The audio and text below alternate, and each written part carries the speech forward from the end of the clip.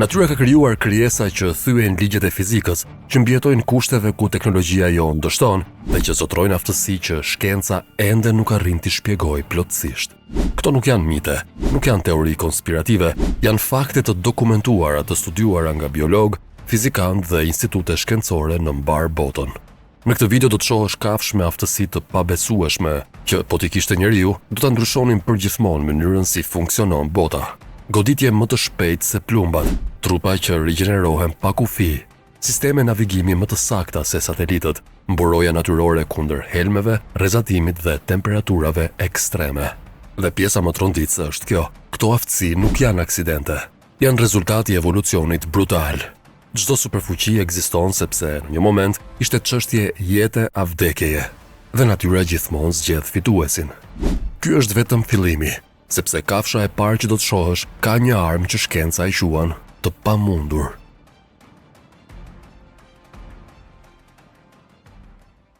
Dhjetë. Krijesa që refuzon të vdes. Tardigradi. Në vendin e 10 kemi një krijesë që teknikisht nuk duhet ekzistojë. Quhet tardigrad ose ariu i ujit. Është mikroskopik, i padukshëm për syrin e lirë, dhe megjithatë është një nga format më të forta të jetës në tokë. Tardigradi mund të mbijetojë temperatura -270 gradë Celsius, temperatura +150 gradë Celsius, presion më të madh se fundi i oqeanit, rrezatimeve që shkatrojnë ADN njerëzore, si dhe vakumin e hapësirës. Po, hapësirën, kur kushtet bëhen të pamundura, ai nuk lufton. Ai fik veten.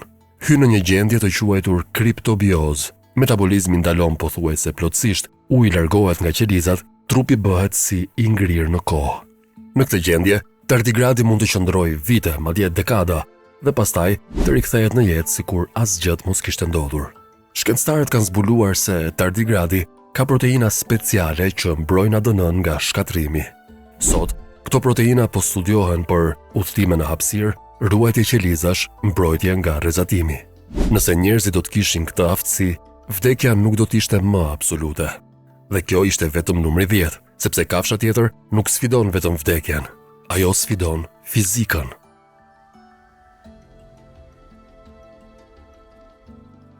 Nënt. Fantazma e thellësive, kalamari gjigant.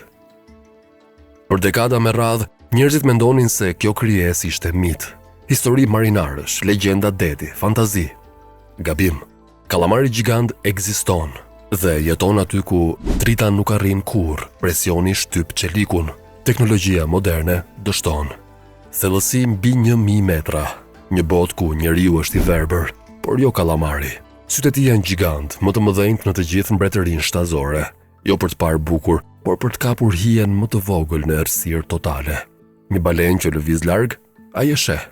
Një grabitqar që afrohet ngadalë, ai e sheh. Në këtë thellësi, të shohësh i pari është diferenca mes jetës dhe vdekjes. Por kjo nuk është e gjitha. Kalamari gjigant ka tentakula thithëse të pajisura me dhëmb mikroskopik, forcë mjaftueshme për të luftuar balena dhe një trup të ndërtuar për presion ekstrem.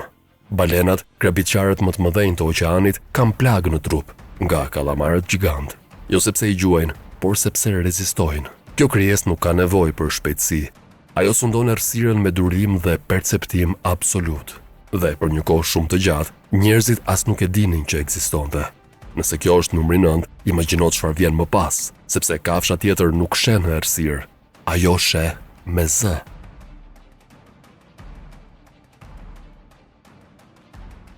Tet. Laguriqi i natës. Në errësirë totale, njeriu është i pafuqishëm. Sytë bëhen të padobishëm, instinkti dështon. Por për laguriqin e natës, errësira është avantazh absolut. Laguriqi nuk sheh me sy, ai sheh me Z. Dërgon valë zanore me frekuencë të lartë, të padëgjueshme për njeriu.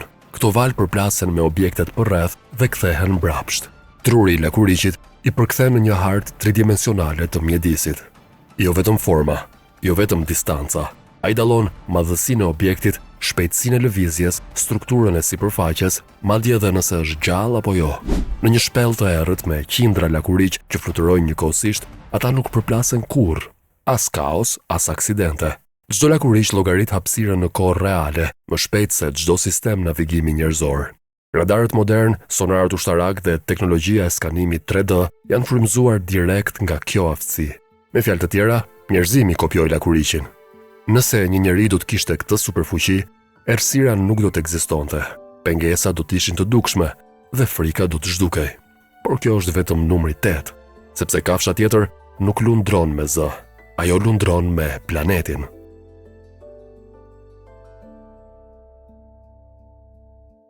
Shtat. Kafsha që vrapoi mbi ujë. Ardhuca basilisk. Nëse do ta shihje për herë të parë, do mendoje se po mashtron truri yt, sepse kjo ardhuc vrapon mbi ujë. Quhet basilisk, ose siç njihet ndryshe, ardhuca e Jezusit. Por nuk ka asnjë mrekulli këtu.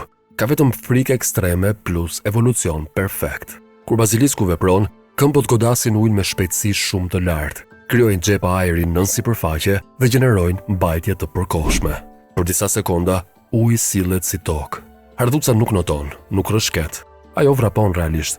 Nëse një njeri do të kishte këtë aftësi, lumenjt nuk do të ishin pengesë, deti nuk do të ishte kufi dhe ndjekja do të ishte e pamundur.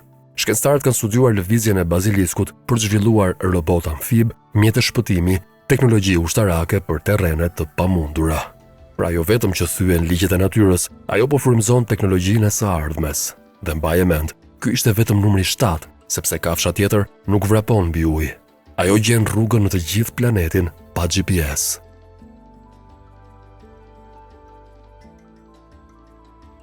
Gjasht. GPS-i që nuk gabon kurrë. Breshka e detit. Breshkat e detit bëjnë diçka që edhe sot shkenca nuk arrin ta kopjojë plotësisht. Ato lindin në një plazh të caktuar, kalojnë vite duke udhëtuar nëpër oqeane dhe pas mijëra kilometrash kthehen pikërisht në të njëjtin plazh. Jo afër, jo diku aty, por në të njëjtin vend. Si? Breshkat e detit ndjejnë fushën magnetike të tokës. Truri i tyre funksionon si një hartë biologjike globale. Çdo zonë e planetit ka një nënshkrim magnetik unik.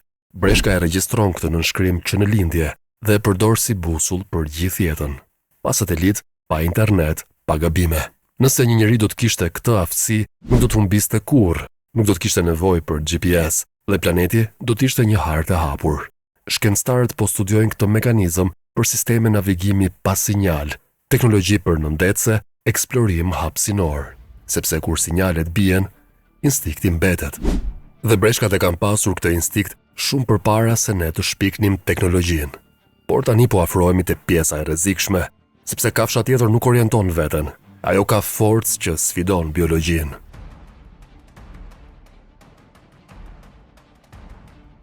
Bes. Superforca që nuk mund ta ndalësh. Milingona. Një milingon është e vogël, shumë e vogël për t'u marrë seriozisht. Dhe pikërisht këtu gabojmë. Një milingon mund të ngrej deri në 50 herë peshën e trupit të saj. Nëse një njeri do të kishte të njëjtin raport force, ai do të ngrinte një kamion pa asnjë problem.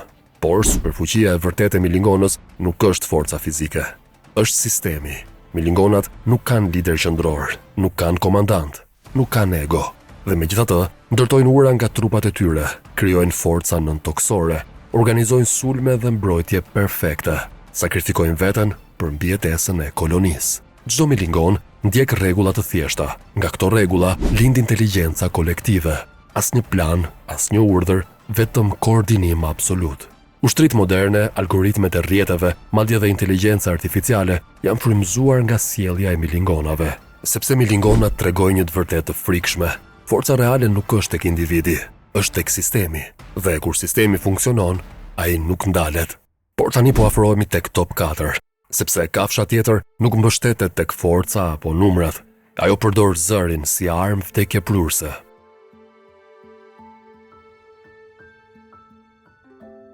Katër.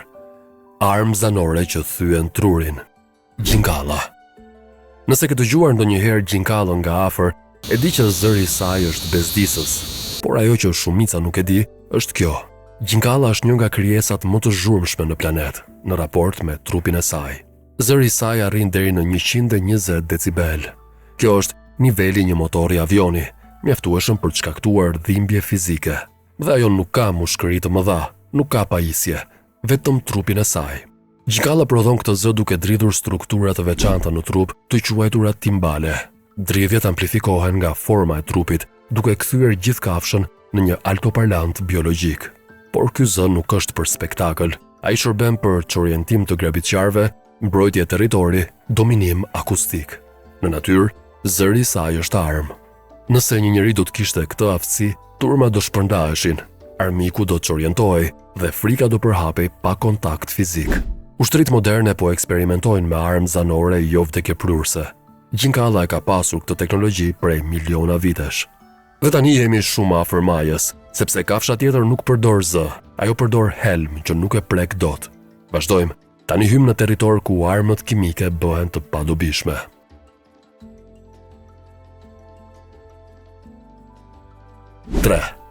Kafsha që helmi nuk e prek. Akrepi.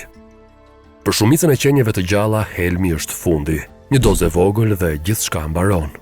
Por për akrepin, helmi është i parëndësishëm. Shumë specie akrepësh janë imun ndaj helmit të vet, imun ndaj helmeve të akrepave të tjerë, rezistent ndaj neurotoksinave ekstreme. Në një botë ku armët kimike janë ndër mjetet më të frikshme të shkatrimit, akrepi jeton në një realitet ku ato nuk funksionojnë. Si është e mundur? Trupi i akrepit ka zhvilluar proteina specifike që bllokojnë veprimin e helmit, neutralizojnë toksinat para se të arrijnë sistemin nervor dhe parandalojnë paralizën. Me fjalë të thjeshta, akrepi ka një kundërhelm të integruar. Shkencëtarët po studiojnë këto mekanizma për trajtime kundër pickimeve, ilaçe kundër dhimbjeve kronike dhe mbrojtje nga neurotoksinat. Nëse një njeri do të kishte këtë aftësi, helmi nuk do të ishte më armë, frika kimike do të zhdukej dhe mbijetesa do të ishte garantuar. Por tani jemi në top 2, sepse kafsha tjetër nuk është vetëm rezistente, ajo ka një armë që vepron më shpejt se mendimi.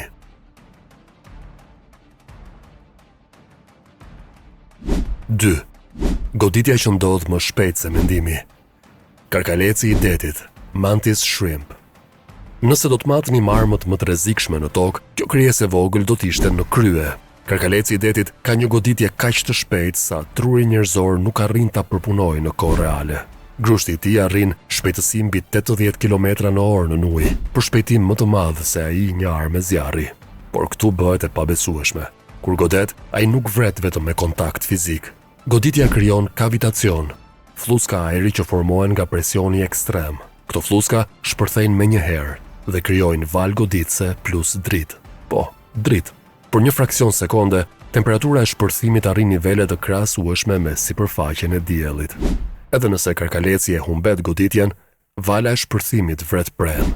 Xhami i akuariumeve shpesh çahet nga këto goditje, prandaj ekspertët i mbajnë në tanke të posaçme. Shkencëtarët po studiojnë këtë mekanizëm për materiale ultra rezistente, armë precize pa eksploziv, teknologji goditjeje të së ardhmes. Dhe tani, ka mbetur vetëm një krijesë që nuk ka armë, nuk ka helm, nuk ka zë, por ka diçka shumë më të frikshme.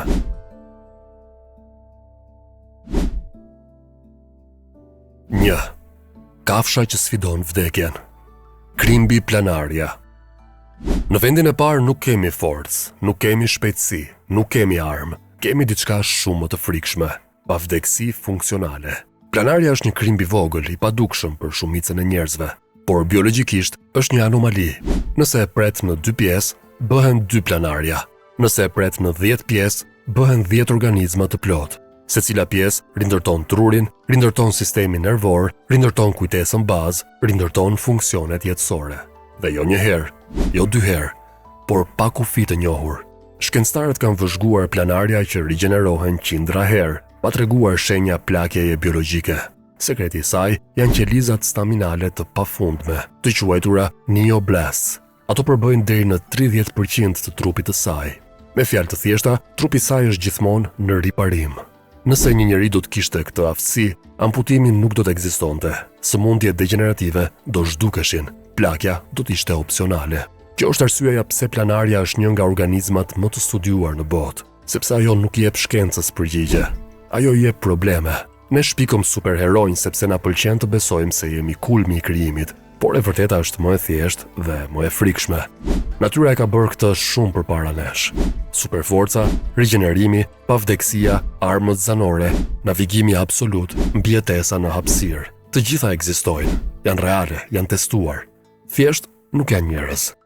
Dhe pyetja që duhet na shqetësojë nuk është çfarë superfuqish kanë kafshët, por kjo, çfarë tjetër ende nuk kemi zbuluar. Dhe a jemi ne gati ta përballojmë?